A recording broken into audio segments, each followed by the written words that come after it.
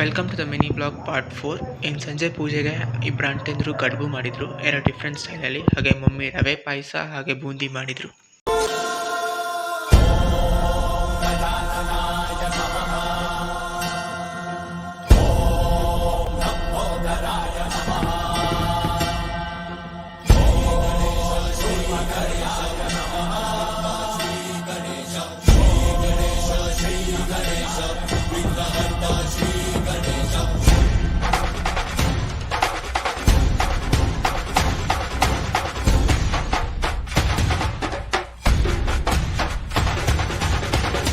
ಮಹಾಮಂಗಳಾರತಿ ಆದಮೇಲೆ ಪ್ರಸಾದಕ್ಕೆ ಬೂಂದಿ ಪಾಯಸ ಕಡುಬು ಎಲ್ಲ ಕೊಟ್ಟು ಮತ್ತು ಮಕ್ಕಳಿಗೆ ಸ್ಟೇಷ್ನರೀಸ್ನೆಲ್ಲ ವಿತರಣೆ ಮಾಡಿದ್ರಿ.